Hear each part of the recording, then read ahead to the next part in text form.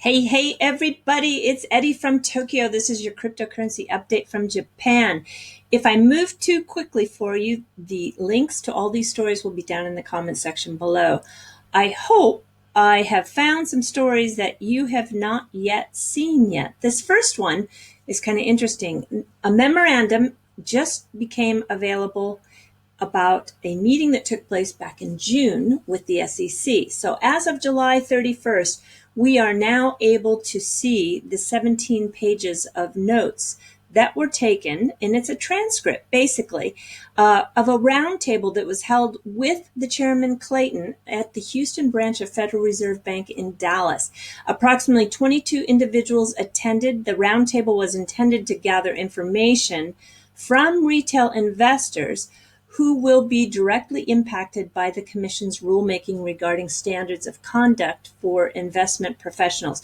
So basically, this is a proposed rule change or an amendment, if you will, and it's to require registered investment advisors, broker-dealers, and firms to provide more detailed information to those investors who transact with those services. For example, they want to make sure that as an investor, you understand in full what the services are that they provide. You should also, under this new rule, understand the fees. They should cover any conflicts of interest that there might be. And they want to make sure that these firms tell you if there is any legal or disciplinary events taking place within that broker-dealer firm. So it is mainly to reduce investor confusion in the marketplace. So they have had their comments and conversations recorded, if you will, and put into a written format, which you can find here. There's 19 pages. And then you have also the option to respond to the SEC. I think the deadline for comments have to go in by August 7th, should you want to make a comment. You know, the SEC will take you as a person who's watching this video can make a comment on this. They provide an online form, or you can do it in a written format using snail mail.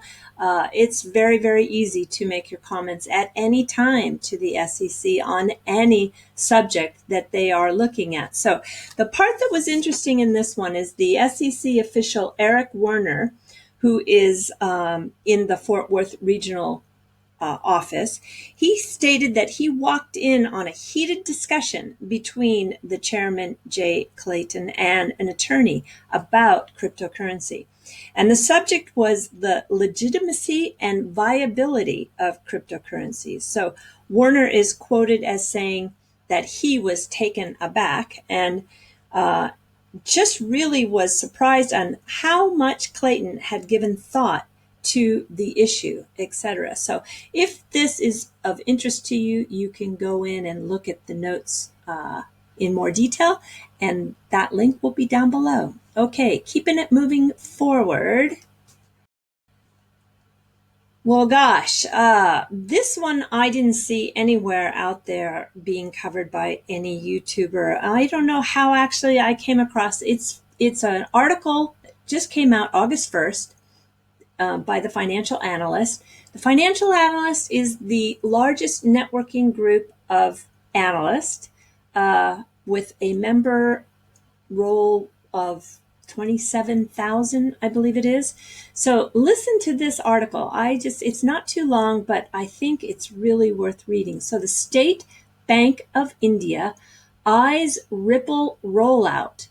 Now, this is just a little bit I'm not sure. Let's take a look. National Lender State Bank of India is reported to be considering a tie-up with cryptocurrency firm Ripple to power instant remittance payments into the country. The crypto firm has seen rapid growth in interest in the country following news last month that Kotak Mahindra Bank, which we all know, would implement its X current system for payments. India's finance sector has expanded greatly in recent years, and the country is now the largest receiver of remittances with some US 69 billion, wow, flowing into the country in 2017. Originally created from the Bank of Calcutta, making it the oldest commercial bank in India, in the Indian subcontinent. SBI is the largest bank in India with a 23% market share in assets, alongside a share of 1/4 of the total loan and deposits market. So they're just really huge. Ripple established a Mumbai office in 2017 and aggressively began partnering with financial institutions across the country to improve access to services for consumers and businesses alike, a spokesperson for Ripple commented. Well, we know that's true. That actually is on the Ripple website.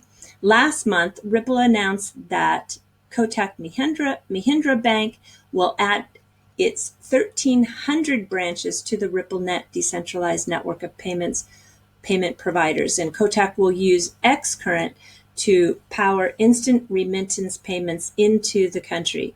So improving remittances services into India means less fees and more money for families who rely on those funds that are sent home.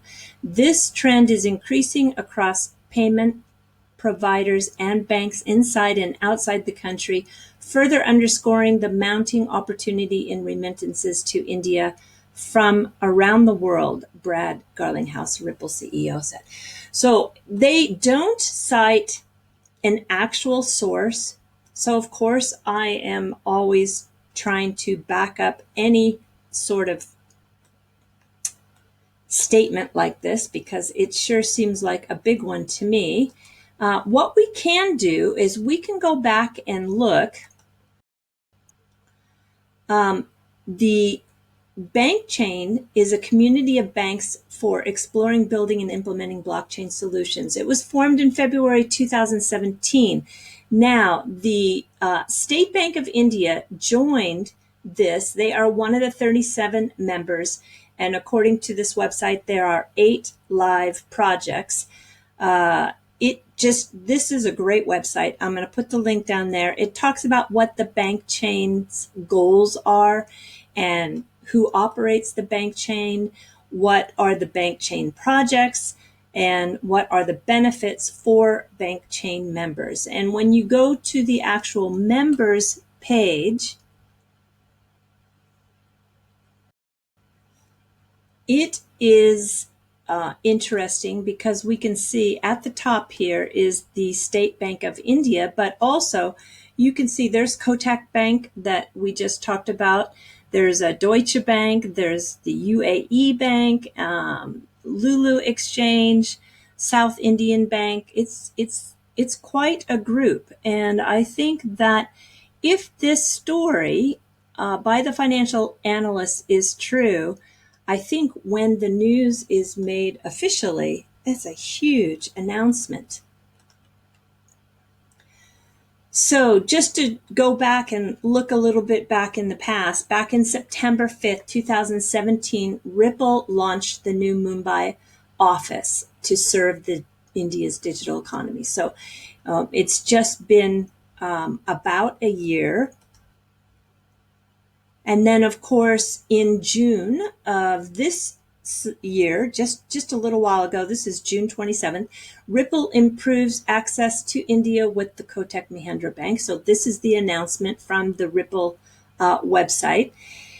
So who knows? Maybe they have really gotten further along down the road with the State Bank of India. That just would be wonderful for Ripple and XRP holders for sure. Okay, the next story.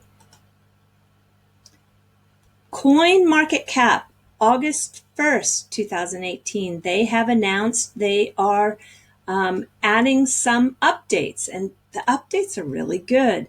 So the first update is a professional API that will be featured on the site. And this is a major quarterly launch that includes this API that will give developers and funds the ability to use their aggregated data in product offerings. So providing price, market capitalization, conversions, and trading pair data, etc. So that will be very handy for people to be able to do the integration with their API. They are also, listen to this, adding a derivatives market. So we talked about the derivatives platform that SBI just invested in yesterday. I can tell you, I'm smelling derivatives everywhere. We have added derivative markets to its site to help you explore these markets beyond the standard spot trading exchanges that are already listed. So they now support futures, options, and OTC exchanges. Good job. Then there is the new exchange ranking. I'm really interested in exploring that. And then there is a newsletter that they will launch. It's a daily newsletter, another highly requested feature from members of the community. And the newsletter covers trends, news, updates of cryptocurrency every day. So it's great. I am so happy to see that they have made these changes. And in addition, another major feature enhancement to the CoinMarketCap site is a brand new events page. And then for people, I think, who are just getting into the space, a comprehensive glossary of cryptocurrency terms. Very helpful for those people who are still coming into this space. And then there's an iOS app update, a blog for social and careers. Wow, they're really just expanding.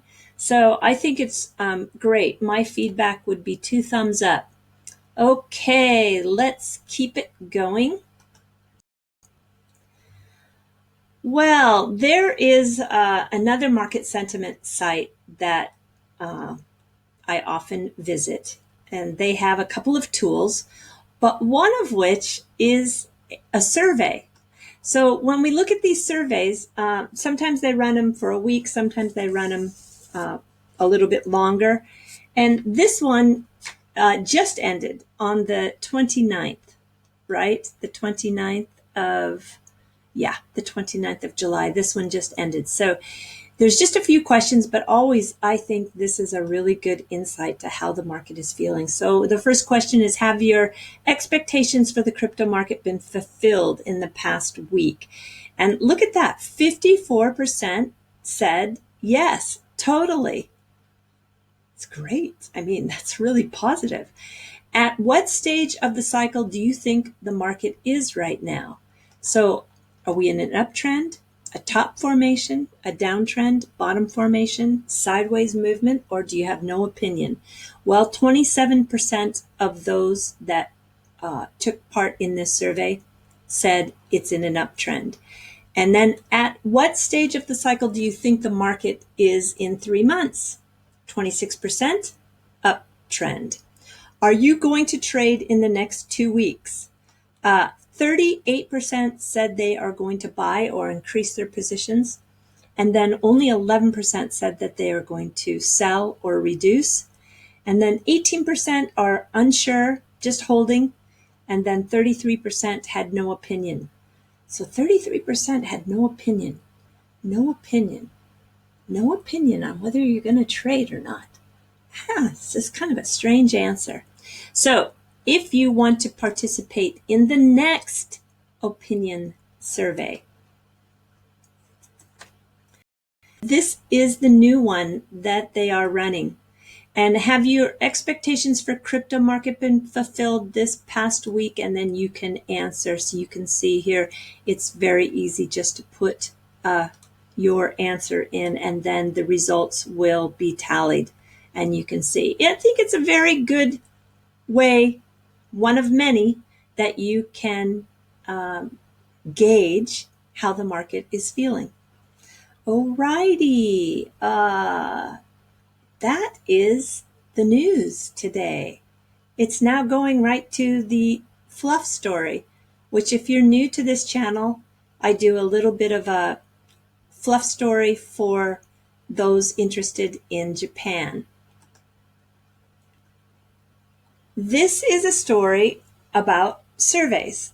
So the Japanese Tourism Agency, which is part of the Ministry of Infrastructure, Transport, and Tourism, it's a government arm within the Ministry of Japan, takes surveys of people who have visited, foreigners who have visited, and they get an enormous amount of information. Here's just a small bit of what they get. They, of course, track what nationality you are, what country you're from, how you spend your money, just, how much and on what, how many times you have visited Japan, how many nights you stayed in Japan, the purpose of your trip, the types of accommodations that you stayed in, places that you shopped, how did you pay? It's interesting. In the latest one, in how you paid, number one was cash. Number two was credit cards. Number three was debit card. And number four was mobile with Alipay or WeChat. I'm sure that's because Japan has a lot of people coming from China that are visiting. And when they did have a virtual currency, but it was zero. So not enough people even to track a number for the payments using virtual currencies. So here I have just a little trivia for you to answer in your head. What do you think? What do people spend their money on when they come to Japan? So do you think it's clothes, electronics, crafts, games, cosmetics, food, confectionaries? Well, of course, it depends country by country by country. With China, 53% of those coming here shop for cosmetics. Kind of interesting. Clothes is really, really popular across the board. The UK, I think it's number one. But close to number one for the United States is confectionaries. The French seem to like to buy alcohol. I'm sure it's the sake. I'm not positive, but it must be because Japan, although there is wine that's produced in Yamanashi Prefecture, and the white wine is actually very good. Red wine still has a little ways to go, but sake is so great here. There are just hundreds of craft breweries, and yeah, I would imagine that the French are buying sake. All right, and then India, the people from India who are visiting like to buy bags, meaning like expensive brand bags. Japan does have a couple of bags that are made in Japan, but I think the reason why is because you can pretty much bet that if you buy a brand bag in Japan, it is not a Nisemono. How do you say that in English? It's not a fake. It's real. It's homono. It's the real thing. And so I think people trust that if you buy a Louis Vuitton or a Chanel or a Coach or whatever it is, doesn't matter what country it's made in, you are buying the real thing when you are in Japan.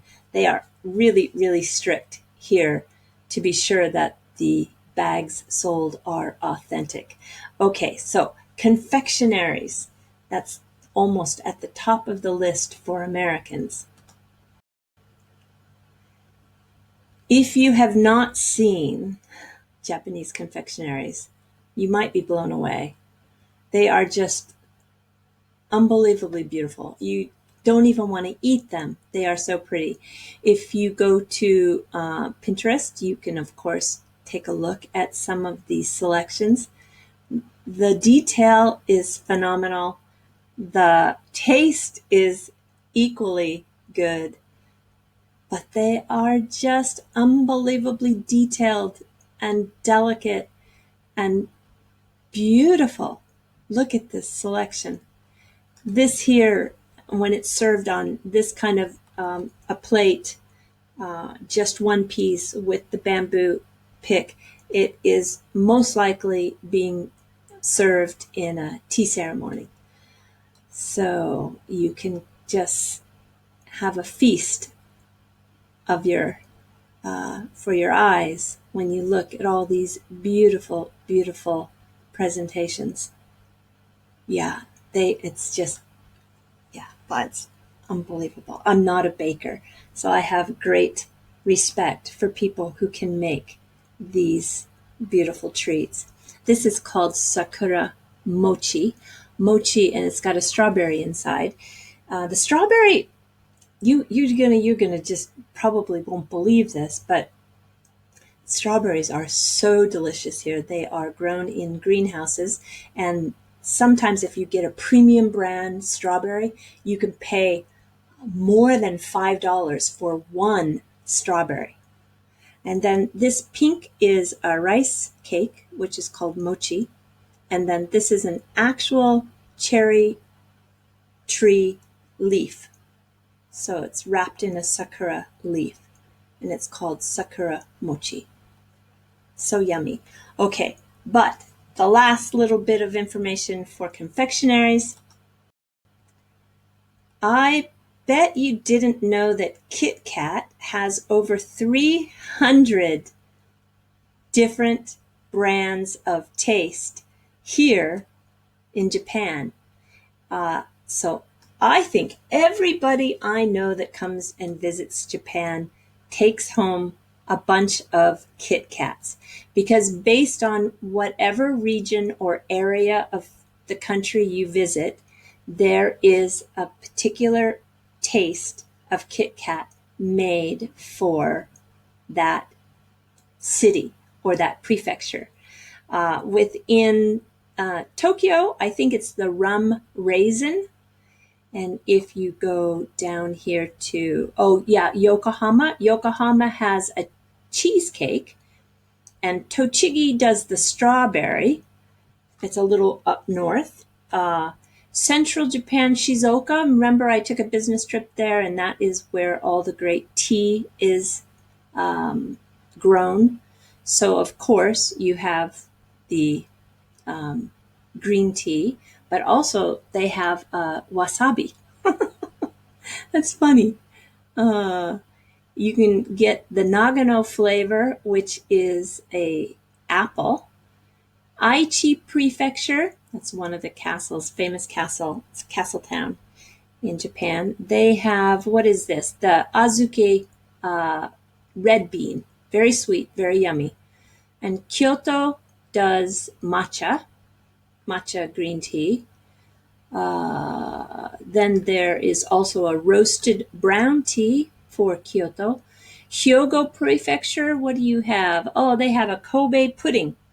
So anyway, you can see that. I just want to take a look. What does Hiroshima have?